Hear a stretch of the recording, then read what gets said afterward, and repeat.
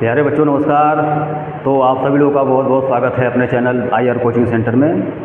तो प्यारे बच्चों, आज हम लोग उदाहरण 9 और उदाहरण 10 ये दोनों क्वेश्चन आज हम लोग क्लियर कर दें। तो देखा जाए उदाहरण 9, रुपये 1000 की एक धनराशि 8% वार्षिक साधारण ब्याज पर निवेश की जाती है, तो प्रत्येक वर्ष के अंत में ब्याज परिकलित कीजिए। साधारण ब्याज, क्या ये ब्याज एक एपी बनाते हैं? यदि ऐसा है तो इस तथ्य का प्रयोग करते हुए 30 वर्षों के अंत में ब्याज परिकलित कीजिए। मतलब कि साधारण ब्याज से संबंधित क्वेश्चन, ठीक है ना। साधारण ब्याज, सबसे पहले तो फार्मूला, साधारण ब्याज बराबर सिंपल इंटरेस्ट। साधारण ब्याज बराबर मूलधन गुणे दर गुणे समय बटे 100। ये साधारण ब्याज का भाई सूत्र होता है। साधारण ब्याज सिंपल इंटरेस्ट बराबर मूलधन गुणे दर गुणे समय बटे 100। ये सूत्र के बारे में आप लोगों को पता होना चाहिए, पता होगा, ठीक है। सब पिछले क्लासों का ये सब सूत्र है। तो देखो भाई, ये मतलब कि साधारण ब्याज ज्ञात करना है हमें प्रत्येक वर्ष के अंत तक में। जैसे पहले वर्ष के अंत में कितना ब्याज हुआ, दूसरे वर्ष के अंत तक कितना ब्याज हुआ, तीसरे वर्ष के अंत तक कितना ब्याज हुआ, चौथे वर्ष के अंत तक टोटल साधारण ब्याज कितना हुआ। तो मतलब कि ऐसे ऐसे ये ज्ञात करना है। और फिर उसको पहले तो बताना है कि जो ब्याजों का लिस्ट प्राप्त होगा वो एपी है या नहीं है, ये पहले हम बताएंगे। और उसके बाद फिर अगर एपी है तो फिर उसे 30 वर्षों तक, मतलब नहीं 30 वर्षों के अंत में कितना ब्याज हो जाएगा ये बताना है। 30 वर्षों के अंत में, चलो भाई चलो, तो ये तो बताएंगे हम। पहले तो ब्याज प्राप्त करें। तो ब्याज जैसे मूलधन गुणे दर गुणे समय बटे 100, तो 1000 रुपये यहाँ पर मूलधन हो गया, ठीक। 8% ये दर हो गया। और बाकी समय के लिए हम जब, जैसे समय के लिए टी का है, टी समय है, तो जब टी का मान 1 लेंगे तो 1 वर्ष के अंत तक ब्याज निकलेगा। जब टी का मान 2 लेंगे तो 2 वर्ष के अंत, दूसरे वर्ष के अंत तक ब्याज निकल जाएगा। जब टी का मान 3 लेंगे तो तीसरे वर्ष के अंत तक ब्याज निकल जाएगा। क्या हुआ भाई टोटल? तो बस पहले हम लोग ब्याज प्राप्त करें अब। तो देखो जी, पहले वर्ष के अंत तक ब्याज, पहले वर्ष के अंत तक ब्याज, मतलब कि साधारण ब्याज।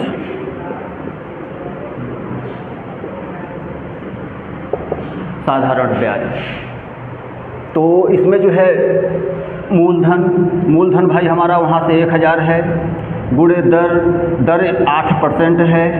समय जैसे हम 1 लेंगे, क्योंकि भाई देखो ये अभी 1 वर्ष का निकल रहा है।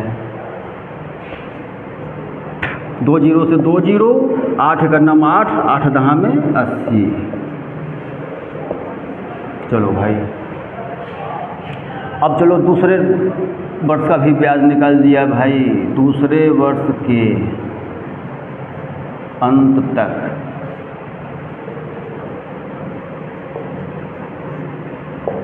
साधारण ब्याज, तो मूलधन गुणे दर गुणे समय बटे 100, ठीक। देखो, और यहाँ पर हम लोग जो है 3 वर्षों का निकालेंगे, क्योंकि कोई लिस्ट एपी है या नहीं है ये चेक करने के लिए हमें कम से कम 3 पद चाहिए, ठीक है। बाकी आगे 4 पद भी हो सकता है, 5 पद भी हो सकता है, लेकिन कम से कम 3 पद तो चाहिए ही। इसीलिए ज़्यादा नहीं, हम लोग यहाँ 3 वर्ष तक ही निकालेंगे केवल, ठीक है ना। बस उसी में चेक करके बता देना है जो भी ज्ञात करना है। तो अब यहाँ भी काटो भाई। देखो ये 2 जीरो से 2 जीरो कटा, 8 दूना 16, 16 दहा में 160 रुपये। ओके, चलो भाई तीसरे वर्ष का भी देख लिया जाए। तीसरे वर्ष के अंत तक साधारण ब्याज बराबर 1000 गुणे, मतलब कि मूलधन गुणे दर गुणे समय बटे 100। 2 जीरो से 2 जीरो कटा, 8 तिरिक 24, 24 दहा में 240 रुपये। देखो भाई, अब आगे चौथे पाँचवें का निकालना बेकार है, ठीक है ना। इसी प्रकार जैसे वो सब निकलता जाएगा।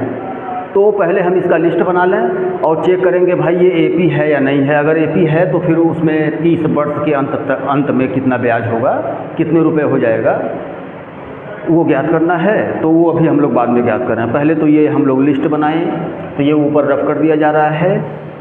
पहले ये ब्याजों का लिस्ट बनाया जाए यहाँ पर।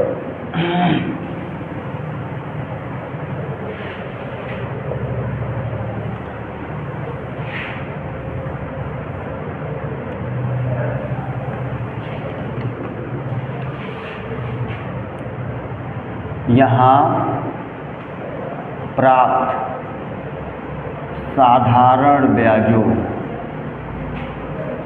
यहाँ प्राप्त साधारण ब्याजों की सूची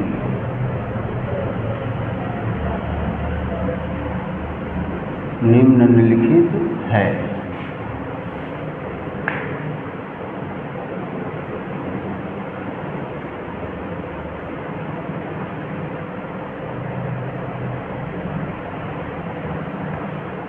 क्या है भाई? तो पहले वर्ष के अंत तक 80 रुपये प्राप्त हुआ था साधारण ब्याज। दूसरे वर्ष में के अंत में 160 रुपये प्राप्त हुआ था, अभी निकाले हम लोग। तीसरे वर्ष के अंत में 240 रुपये प्राप्त हुआ था। ऐसे डॉट डॉट करो। और हमें देखो बुक में हमें जैसे 30 वर्षों के अंत में ब्याज ज्ञात करना है कितना है, तो यहाँ पर ये जैसे लिख दिया जाए 30 पदों तक, 30 पदों तक भाई लिख दिया जाए। क्योंकि बाद में वो तीसरा हमें वो ज्ञात करना है जो क्वेश्चन में पूछा है। तो सबसे पहले तो हम यहाँ चेक करें ये एपी बन रहा है या नहीं बन रहा है। तो एपी चेक करने के लिए तो भाई सब मतलब पता ही होगा, A1 ये हो गया, A2 ये हो गया, A3 और सार्वअंतर ज्ञात कर लें, ठीक है ना। सार्वअंतर D बराबर, तो भाई D बराबर जो है क्या होगा, D बराबर A2 minus A1, A2 160 minus 80 बराबर 80। ओके, फिर सार्वअंतर ज्ञात करें भाई, A3 माइनस A2, A3 क्या है भाई 240 माइनस 180 बराबर 160 बराबर आ जाएगा 80। चलो भाई एपी तो है, क्योंकि यहाँ सार्वअंतर समान है, इसलिए प्राप्त ब्याजों की सूची एपी है, ठीक है। चलो भाई एपी है। अब हमें जो है 30 वर्ष के अंत में कुल कितना ब्याज हो जाएगा, अर्थात हमें 30वां पद ज्ञात करना है। देख लो 30वां पद, तीसरे पद में क्या होना, 30वें पद में क्या होना चाहिए ये ज्ञात करना है। अर्थात हमें AN ज्ञात करना है, AN, ठीक है ना। तो 30 मतलब देख लो 30 वर्षों में मतलब अंत में कुल कितना ब्याज हो जाएगा। जैसे ये सब हो गया जी, पहले वर्ष के अंत में इतना, दूसरे वर्ष के अंत में इतना, तीसरे वर्ष के अंत में इतना हो गया है। तो 30 वर्ष के अंत में कितना, तो हमें AN ज्ञात करना है। तो अब मान लिया जाए भाई, माना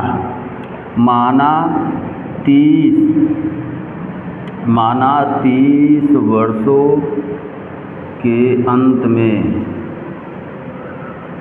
ब्याज बराबर AN। देख लो जी भाई AN मान लिया गया है। उसके बाद AN वाला ही फार्मूला यहाँ पर यूज करना है। तो भाई AN का फार्मूला यहाँ से जो है हमें A का मान पता ही है। A का मान क्या है भाई 80, D का मान 80 और N का मान 30। N का मान भी हमें 30 पता है भाई, 30 वर्ष के अंत में। और अब हम लोग यहाँ पर ज्ञात कर ले रहे हैं, ठीक है। तो भाई AN A plus N minus 1 into D. A N ज्ञात करना है और यहाँ से जो है 80, एन का मान 30, ये 80, ये हो गया 29, ठीक है। अब 29 का पहले 80 में गुणा करेंगे, उसके बाद ही जोड़ेंगे तब। तो 0, 8 9 72 को 2 हासिल 7, 8 दूना 16, 7 23, ठीक है ना। और अब 80 जोड़ दो तो ये हो जाएगा जी 2400। देखो 2400 रुपये। बस अब आंसर कर दिया जाए। अतः 30 वर्ष के अंत में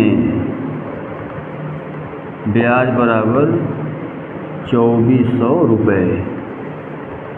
ये जी आंसर हुआ जी, ठीक है। 24 वर्ष के अंत में ब्याज जो है 30 वर्ष के अंत में ब्याज जो है 2400 रुपये हो जाएगा। देख लो तब। इस प्रकार ये प्रश्न अब ओके, मतलब कि उदाहरण 9 कंप्लीट हुआ जी, ठीक है। तो देख लें, तो फिर अब कर दिया जाए। उसके बाद उदाहरण 10।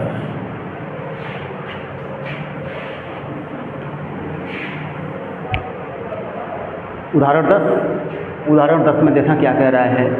फूलों की एक क्यारी की पहली पंक्ति में 23 गुलाब के पौधे हैं, दूसरी पंक्ति में 21 गुलाब के पौधे हैं, तीसरी पंक्ति में 19 गुलाब के पौधे हैं इत्यादि। उसकी अंतिम पंक्ति में 5 गुलाब के पौधे हैं, ठीक। तो इस क्यारी में कुल कितनी पंक्तियाँ हैं? ठीक है जी। तो सबसे पहले लिस्ट बनाया जाए, ठीक है। तो भाई पहले तो 23 है, उसके बाद 21 गुलाब, उसके बाद 19 गुलाब, उसके बाद डॉट डॉट कर दिया जाए और सबसे लास्ट वाले पंक्ति में 5 गुलाब, ठीक है। देख लें, ये एक लिस्ट बनाए हम लोग। अब पहले तो चेक करना भाई कि ये एपी है या नहीं है। उसके बाद कह रहा है इसमें कि कुल कितनी पंक्तियाँ हैं। तो यानी हमें कुल पदों की संख्या ज्ञात करनी है, अर्थात n का मान ज्ञात करना है। देख लो, n का मान ज्ञात करना है। कुल कितनी पंक्तियाँ हैं, अर्थात n का मान बताना है हमें तब। तो भाई जब पहले तो एपी हम लोग चेक कर लें एपी है या नहीं है, उसके बाद तब n का मान। और an वाले फार्मूले से n का मान हम लोग ज्ञात करेंगे। तो बिल्कुल सिंपल क्वेश्चन, एकदम आसान प्रश्न, ठीक है। सबसे पहले तो एपी चेक कर लिया जाए। तो a1 बराबर 23 हो गया, a2 बराबर 21, a3 बराबर 19। निकालें सार अंतर हम लोग। तो a2 माइनस a1, तो यानी कि 21 माइनस 23 बराबर आएगा -2, ठीक।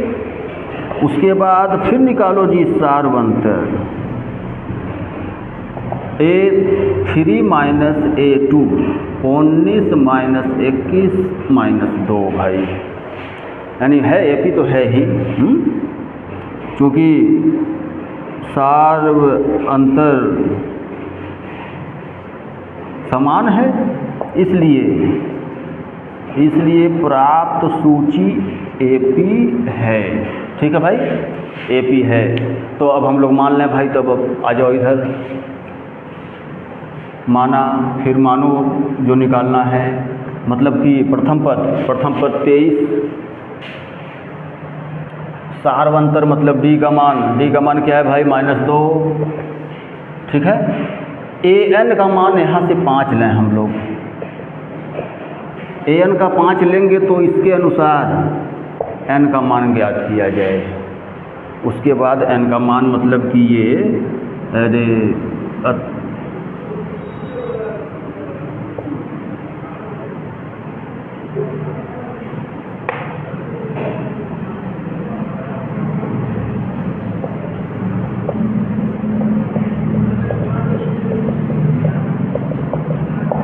देखो भाई n का मान हम ज्ञात करेंगे, पंक्तियों की संख्या हो गई, ठीक है ना।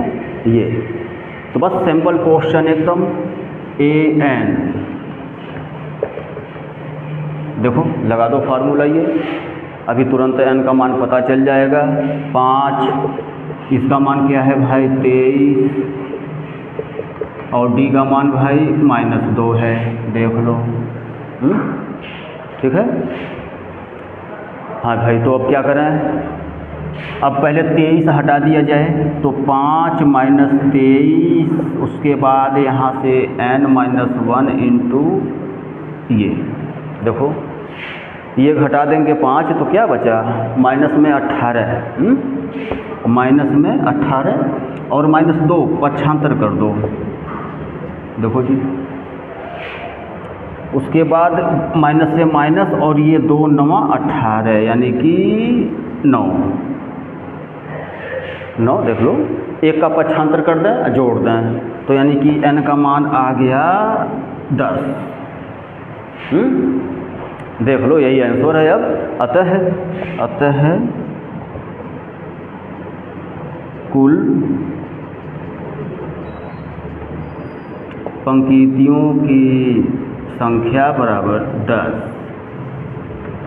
आंसर भाई देख लो जी, कुल पंक्तियों की संख्या बराबर 10, यानी कुल इस क्यारी में कुल 10 पंक्तियाँ हैं। तो इस प्रकार ये उदाहरण 10 अब आप लोगों का क्लियर हुआ। ओके, तो अब इसके बाद प्रश्नावली 5.2 है, और वो 5.2 लेकर हम लोग मिलते हैं अगले वीडियो में। ठीक है, तब तक मस्त रहिए, पढ़ते रहिए, खुश रहिए, स्वस्थ रहिए। धन्यवाद।